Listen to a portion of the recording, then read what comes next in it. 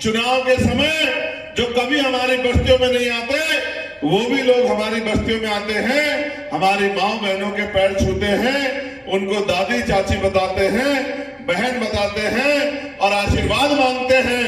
जो हमें छूते भी नहीं थे वो भी हमसे अपने सर पे हाथ रखवाते हैं कि बहन जी मेरे मुझे आशीर्वाद दे दो, भैया मुझे आशीर्वाद दे दो, चाचा मुझे आशीर्वाद दे दो, मैं आपकी सेवा करूंगा। लेकिन हम तो जब हमें पढ़ने लिखने का अधिकार नहीं था तब तो हम समझदार नहीं थे, लेकिन आज तो हम समझदार हैं। जो 5 साल कभी हमारी गलियों में नहीं दिखते वो अपने मतलब के लिए हमारे बीच आते हैं और हमसे हमारी वोट की ताकत लेना चाहते हैं और वोट की ताकत को लेकर अगले 5 साल वो हमें दिखाई नहीं देते।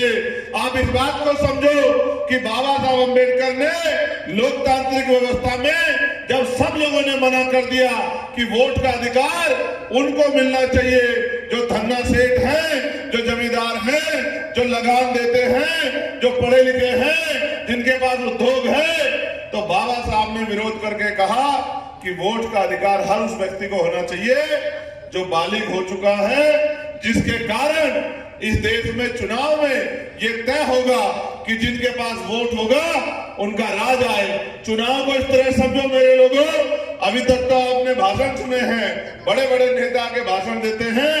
असल में समस्या ये है कि मेरी रीढ़ की हड्डी में दर्द हो रहा है, मैं ज्यादा देर खड़े नहीं हो पा रहा हूं। ये रीढ़ की हड्डी का दर्द भी ये सरकार और पुलिस के लोगों ने मुझे दिया है।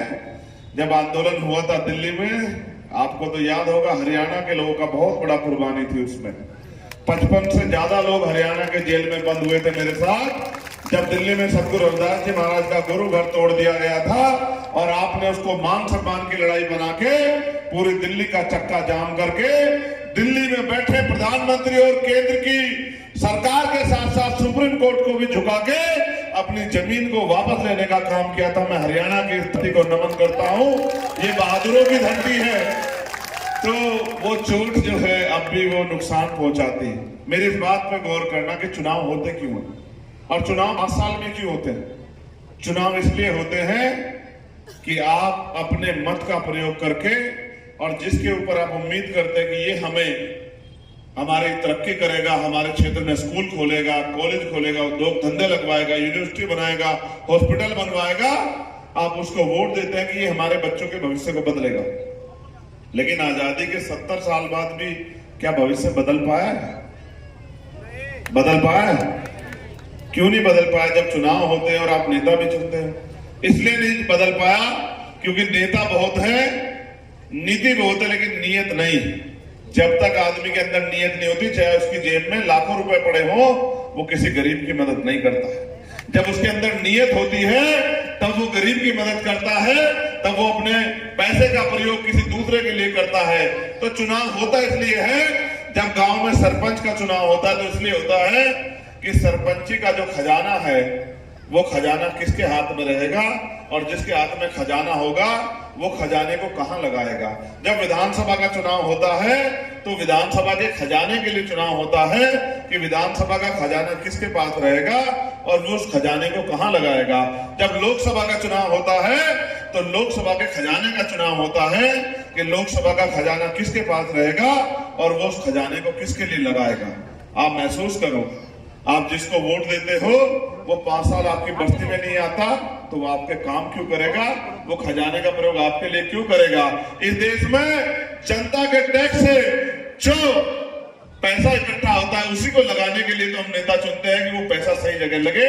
लेकिन अब तो मान्यवर काशीराम साहब कहते थे, मेरा दिल इसलिए बड़ा गदगद है क्योंकि मान्यवर काशीराम साहब ने अपने आंदोलन की शुरुआत हरियाणा से की थी, जब DS4 के बैनर के तले उन्होंने बहुत सारे लोगों को लड़ाने का काम किया था, चुनाव लड़ाने का काम किया था।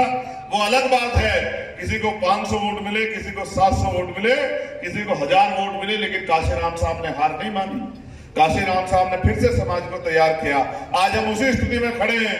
मैं जब कमल की तरफ देखता हूं, उसकी मेहनत को देखता हूं तो बड़ा गौरवान्वित होता हूं कि पिछले 6 साल से उसने एक दिन भी आपको अकेला नहीं छोड़ा, दिन रात आपकी सेवा की। जहां आपको जरूरत पड़ी वहां उसने सीना तान के लड़ाई लड़ी, जहां आपको जरूरत हुई वो उसके साथी मिलकर जो है उस लड़ाई को लड़ने गए। लेकिन बहुत लंबे समय बाद हमें महसूस हुआ कि जब तक राजनीतिक शक्ति हमारे पास नहीं होगी तब तक हम अपने समाज का भला नहीं कर सकते, तब तक हम अपने समाज को पैरों पर नहीं खड़ा कर सकते। फिर हमने राजनीतिक दल बनाया। क्यों बनाया?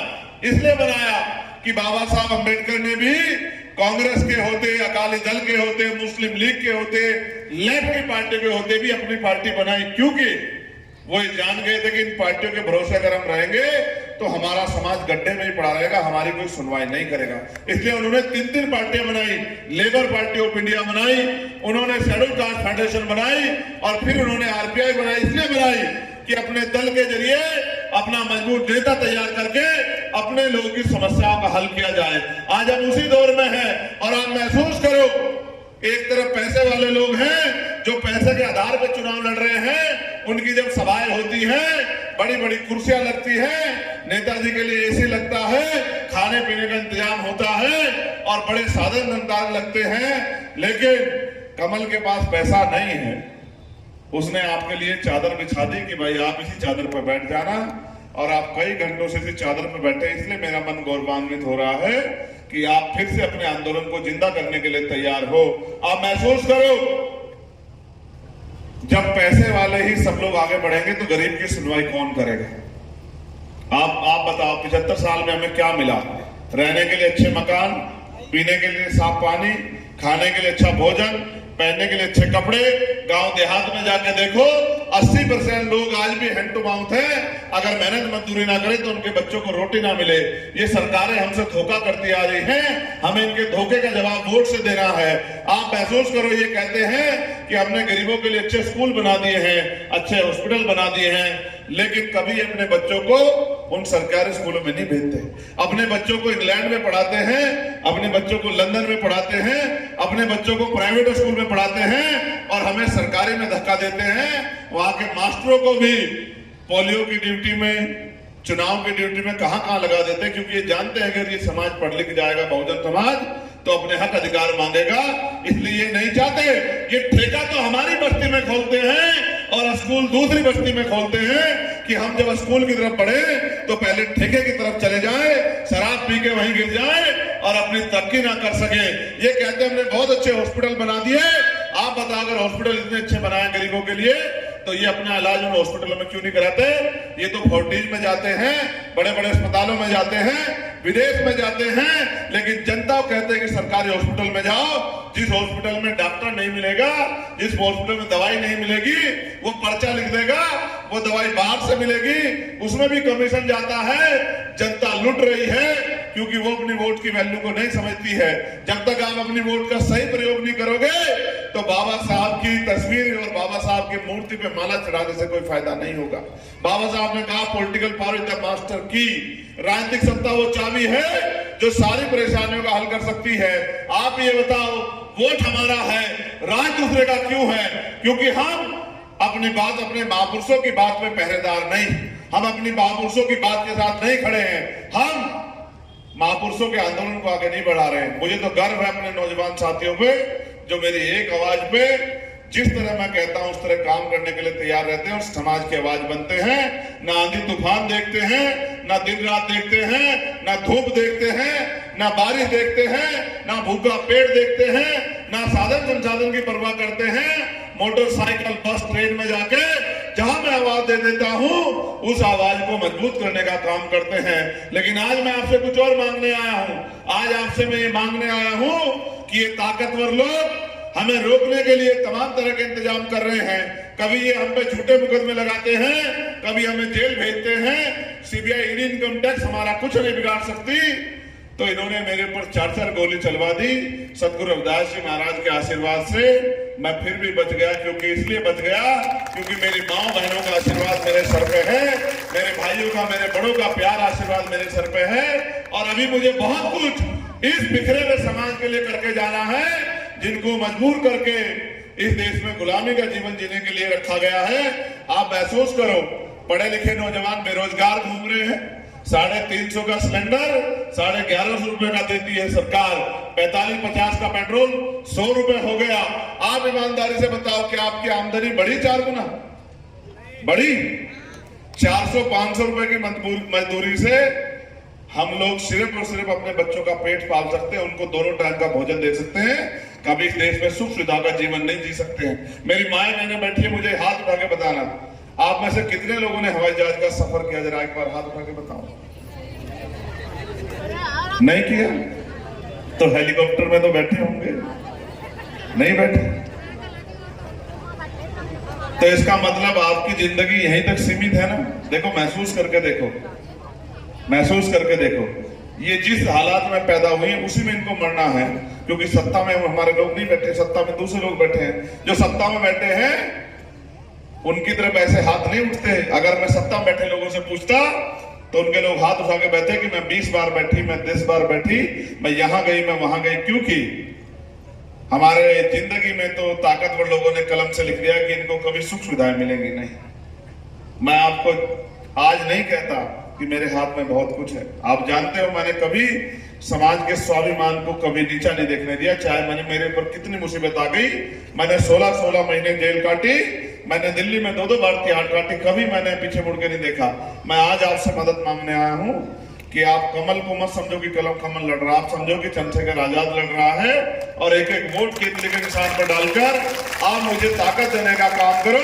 जो देखो, जब मैं हरियाणा के अधिकारियों को फोन करता हूं तो इनको लगता है कि भाई चंद्रशेखर हमारा क्या कर देगा, तो हम इसकी सुनवाई क्यों करें, क्योंकि ये तो उसी से डरते हैं जो सत्ता में आ सकता है, जो इनको ट्रांसफर पोस्टिंग कर सकता है, इन पे मुकदमा लिखवा के इनको जेल भेज सकता है, या अगर इनको सस्पेंड कर सकता है। तो इनको लगता है चंद्रशेखर का समाज तो उसके साथ है नहीं, वो तो ताकत में नहीं आ सकता, हम सुनवाई क्यों करें। इसलिए जब आप पे जुल्म होता है तो हमें सड़कों पे आके आंदोलन करने पड़ते हैं। लेकिन विश्वास करो, वो दिन दूर नहीं कि हम लोग हरियाणा में मेहनत करके भी ताकत बनाएंगे।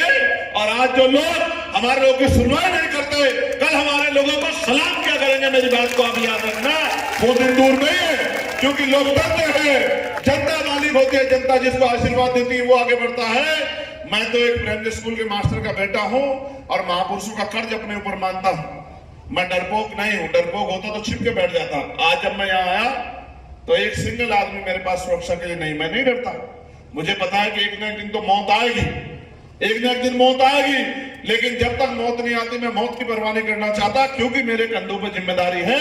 मेरी रक्षा सतगुरु रविदास जी महाराज करेंगे, मेरी रक्षा मेरी माँ बहनों का आशीर्वाद करेगा। मैं डरने वालों में से नहीं। मगर मैं आपसे पूछना चाहता हूं, ये बताओ, क्या मुझे आपकी लड़ाई लड़ने का अधिकार नहीं है? बताओ, मुझे आपकी लड़ाई लड़ने का अधिकार है या नहीं? जो लोग संघर्ष करेंगे आप लोग उनका साथ दोगे नहीं दोगे? अगर आप संघर्ष करने वाले लोगों का साथ नहीं दोगे तो उनके हौसले कैसे बढ़ेंगे, बताओ। लोकतंत्र में शक्ति लाठियों से नहीं मिलती, पैसों से नहीं मिलती, मालाओं से नहीं मिलती। लोकतंत्र में शक्ति वोट से मिलती है। आपके एक एक वोट मेरे हाथों को मजबूत करेगी और यहां बैठे सरकार के नुमाइंदों को और प्रशासन के नुमाइंदों को, पुलिस के नुमाइंदों को यह एहसास करा देगी कि चंद्रशेखर आजाद अंबाला लोकसभा हरियाणा में कमजोर नहीं, चंद्रशेखर आजाद भी हैसियत रखता है, उसका समाज उसके साथ है। अगर उसकी सुनवाई नहीं करोगे तो ये जिला बंद होने में ज्यादा देर नहीं लगेगी। इसलिए ये फिर मेरी बात को मानने लग जाएंगे, मेरी एक कॉल पे खड़े होने लग जाएंगे। इसलिए मैं आपसे मदद मांगने आया। बताओ, मदद करोगे नहीं करोगे? मैं आज आपसे वादा नहीं करता, मैं आपको एक विश्वास दिलाता हूं कि जिस सीट से मैं लड़ा हूं, नगीना लोकसभा, यहाँ के लोग भी गए थे मदद करने, वो सीट हम जीत रहे हैं। आप मेरी बात को याद रखना। 4 तारीख को जब परिणाम आएगा आप देख लेना, ये जो विपक्ष के लोग हैं, चाहे कांग्रेस के लोग हों, आम आदमी पार्टी के लोग हों या बीजेपी के लोग हों, और तो और हमारी पुरानी पार्टी जिसको हमने खून से सींचा, उन्होंने भी एड़ी चोटी के जोर लगा लिए कि चंद्रशेखर हार जाए, क्योंकि उनको ऐसा लगता है कि चंद्रशेखर खड़ा हो गया तो फिर धोखे की राजनीति बंद हो जाएगी, क्योंकि ये आदमी रुकने वाला नहीं, ये अपने लोगों के लिए हमेशा खड़ा रहेगा। तो उन्होंने एड़ी चोटी के जोर लगाए, लेकिन समाज बेवकूफ नहीं है। आप मेरी बात को याद रखना, जमानतें जब्त हो जाएंगी बाकी पार्टियों की, और कम से कम 1 लाख वोट से आपका चंद्रशेखर आजाद चुनकर मेंबर ऑफ पार्लियामेंट बनकर दिल्ली जाएगा। और जिस दिन चंद्रशेखर आजाद दिल्ली जाएगा, वो ऐसा पटल है देश का कि हरियाणा में अगर कोई आंख उठा देगा गरीबों की तरफ तो उसको चैन से सोने नहीं देगा चंद्रशेखर। इस बात को मेरी आप याद रखना, क्योंकि वो मंच सिर्फ यूपी के लिए नहीं है, वो मंच पूरे देश का मंच है। यहाँ की सरकारों से भी लड़ेंगे, सेंटर की सरकार से भी लड़ेंगे। जो भी आज वादे करके वोट मांग रहे, चाहे इंडिया अलायंस के लोग हों या इंडिया अलायंस के लोग हों, जिसकी सरकार बन जाएगी, अगर वो वादों से धोखा करेगा तो इनके कपड़े फाड़ने का काम चंद्रशेखर आजाद करेगा। इनको चैन की नींद सोने दूंगा, ये वादा आपसे करता है। ये बड़े बड़े वादे कर रहे हैं। जब इनसे प्रमोशन में रिजर्वेशन पे पूछा जाता है तो चुप हो जाते हैं। जब इनसे पूछा जाता है कि जिन सरकारी संपत्तियों को, उपकरणों को प्रधानमंत्री ने बेच दिया तो आप उनको वापस उनका राष्ट्रीयकरण करोगे, तो ये हाथ हिला देते हैं। आप ये सोचो, प्राइवेट सेक्टर तो मालिकों का, पूंजीपतियों का, सरकारी में तो हमारी हिस्सेदारी है। जब सरकारी सेक्टर ही नहीं रहेगा तो पाल, प्रजापति, कश्यप, मौर्य, सैनी, कुशवाहा, जाट, गुर्जर और चमार, वाल्मीकि, पासी, धोबी, कोरी, खटीक के बच्चों कुर्सी पे कौन बैठने देगा? आप मुझे बताओ। ये आरक्षण तो है जो हमें हिस्सेदारी देता है। जब सरकारी नौकरी रहेगी तो अपने आप आरक्षण खत्म हो जाएगा। आरक्षण नहीं रहेगा तो कौन हमें कुर्सी पे बैठने देगा? तो इसलिए हमारी जिम्मेदारी बनती है कि हम अपनी ताकत बनाएं। लोकतंत्र में आपके यहाँ 6 महीने बाद चुनाव है, असेंबली का चुनाव 6 महीने बाद है ना। आप विश्वास करो, अभी तक तो मैं उस तरह से अपने पैरों पे खड़ा नहीं हो पाया था। इतनी मेहनत करेंगे हम हरियाणा में कि हरियाणा में आपकी हिस्सेदारी सुनिश्चित करेंगे। आजाद समाज पार्टी के बिना सरकार नहीं बनेगी, ये वादा मेरा आपसे है। बस आप भी कमर कस के साथ देना शुरू कर दो। ये पैसे वाले लोग हमारी मदद नहीं कर सकते हैं। ये पैसे वाले लोग तो पैसे वालों की मदद करेंगे। गरीबों के दर्द को गरीब ही जानता है। आपकी गलियों के क्या हाल है, आपकी नालियों के क्या हाल है, आपके खेतों के क्या हाल है। और माँ बाप ने एक पैसा जोड़ के जो बच्चा पढ़ा दिया वो बेरोजगार घूम रहा है, उसके दिल में क्या दर्द है जब किसी बहन बेटी का अपमान होता। आज मैंने एक वीडियो देखी हिसार की वीडियो आज ही एक चल रही थी। कोई ताकतवर लोग हमारे लोगों को पीट रहे हैं और वहां से कोई हमें वो एक माँ ने मैसेज किया वीडियो बना के कि भैया हमारी मदद करने आ जाओ। अब मैं यही सोचता हूँ कि मैं इतना ताकतवर सदगुरु महाराज मुझे बनाए कि मैं अपने लोगों पे आंच ना आने दूं। इतनी ताकत सदगुरु महाराज मुझे दे, लेकिन वो बनेगी तभी जब आप मेरा साथ दोगे। बताओ मदद करोगे नहीं करोगे? दोनों हाथ उठा के बताओ। ऐसा तो नहीं कोई पैसे वाला आ जाएगा उसकी बातों में आ जाओगे? ऐसा तो नहीं कोई वो शराब और मिठाई उठाई लेके आ जाएगा? देखो, बाबा साहब ने ये वोट का अधिकार स्वाभिमान सम्मान से जीने के लिए दिया, बिकने के लिए नहीं दिया। अब तक आपने पुरानी पार्टी को वोट दिया। आप ये बात जानते हैं कि अब वो बेचारे अपना काम नहीं कर पा रहे हैं। मुझे उनसे कोई लड़ाई नहीं, मैं उनको बुरा भला नहीं कहता। उनको अधिकार है कि वो मुझे बुरा भला कह दे, क्योंकि उनको लगता है कि चंद्रशेखर आजाद आगे बढ़ रहा है। उनको बुरा भला कहने तो मुझे फर्क नहीं पड़ता। लेकिन मैं आपसे पूछना चाहता हूं, क्या पिछले 12 साल में कभी मैंने आपको अकेला छोड़ा? कोई एक लड़ाई बता दो। पूरे देश में चाहे मटकी छूने करते हो, राजस्थान आपने देखा 4 बार पुलिस ने मुझे रोका। कांग्रेस की सरकार थी, मगर मैं 42 घंटे की यात्रा करके गया, क्योंकि मैंने उसके पिता को वचन दिया था कि चंद्रशेखर आजाद आपकी मदद के लिए आएगा। जब मुझे रखने पे जितेंद्र मेघवाल की हत्या हुई, मैं सारे काम छोड़ के गया। यहां भी जब रमन की हत्या हुई थी तब भी मैं आया था। मैं हमेशा सबकी मदद करने के लिए जाता हूं। मैंने कभी किसी का हाथ नहीं छोड़ा, चाहे वो दिल्ली में नागल की बच्ची के साथ अन्याय हुआ हो, चाहे वो हाथरस की बच्ची के साथ अन्याय हुआ हो, चाहे दिल्ली में गुरु घर टूटा हो, चाहे नारसी का मामला हो। कोई ऐसा मामला नहीं जिसमें मैंने आपकी आवाज बनने का काम नहीं किया। मैं आपसे मदद मांगने आया हूं कि आप मुझे ताकत दो कि मैं इस लड़ाई को, जिसको सड़क पे लड़ता आया, उसको पार्लियामेंट में लड़ सकूं। ये कमल जो है, ये केतली उठाना अपने हाथ। एक मदद और चाहिए, बताओ करोगे नहीं करोगे? एक मदद और चाहिए, पहले बताओ करोगे नहीं करोगे? देखो ऐसा है, अब चुनाव आयोग चाहे मुकदमा कर दे या कुछ भी कर दे, क्योंकि आप समझो, जो सहारा देगा वो इशारा भी देगा। एक तरफ पैसे वाले लोग हैं, एक तरफ ये कमल। अब मैं देखता हूं, महसूस करता हूं कि उसके पास पैसे नहीं है चुनाव लड़ने के। वो कमजोर पड़ रहा है, क्योंकि वो कोई रोजगार तो करता नहीं है, ना कोई उसने कोई अवैध रूप में पैसा कमाया है। तो मैं आपसे मदद करता हूं, अपील करता हूं, इसको वहां रख दो। चाहे आप 1 रुपए की मदद करें, लेकिन इसकी कमल की मदद जरूर करें, जिससे कि इस पैसे से मजबूती से आपके बीच से चुनाव लड़ सके और आपके स्वाभिमान को कमजोर ना पड़ने दे। क्योंकि देखो, जब हम धार्मिक स्थलों में जाते हैं, कोई भी संघर्ष करने जाते हैं, सहयोग से कोई काम करते हैं, वही काम आगे बढ़ता है जिसमें समाज का सहयोग होता है। आप ये मत सोचो कि आपका 1 रुपया कम है। आप ये सोचो कि आपकी मेहनत का, ईमानदारी का है। आपका 1 रुपया 1 लाख रुपए से कम नहीं है। तो आप अपनी मेहनत की कमाई से इसको पैसे दें कि ये मजबूती से चुनाव लड़े। क्योंकि मैं जानता हूं मान्यवर काशीराम साहब ने मैं यही सिखाया कि गरीब के बेटे को भी आगे आना चाहिए। रानी का बेटा राजा नहीं बनेगा, राजा वो बनेगा जिसको समाज ताकत देगा। आप कमल को ताकत दो कि आपके हितों की लड़ाई लड़े, और जिस तरह से आपने मेरा साथ दिया उसी तरीके से आप कमल का भी साथ दो, और आपका एक एक रुपया कमल को इस लड़ाई को लड़ने में मजबूत करेगा, ऐसा मेरा विश्वास है। और नौजवानों से मैं कहना चाहता हूं, फोन है आपकी जेब में, जरा निकालना बाहर, निकालो जरा सब लोग फोन बाहर, जितने लोग बैठे हैं जरा एक बार निकालना फोन बाहर। वीडियो बनाने को नहीं कह रहा, फोन निकालने को कह रहा। ये बताओ, अब तो तकनीकी युग है, आप जानते हो नहीं जानते हो, मेरे जो मैं ये कह रहा हूं पूरी दुनिया में बैठे लोग सुन सकते हैं ना सुन सकते हैं। तो इस लोकसभा में आपके रिश्तेदार रहते हैं, बुआ रहती है, ताई रहती है, चाची रहती है, बहन की ससुराल है, भाई की ससुराल है, साधु रहता है, साली रहती है, सबको फोन करो कि एक एक वोट केतली के निशान पे दो। इतने लोग बैठे हो, हजारों लोग, एक एक फोन करोगे, कई कई हजार वोट तैयार हो जाएंगे शाम तक। अपनी जिम्मेदारी तो अदा करो, विरोधियों से कुछ सीखो तो सही। अपना फोन निकालो, 100 नंबर होंगे आपके फोन में, आपके रिश्तेदारों के, सबको फोन करो।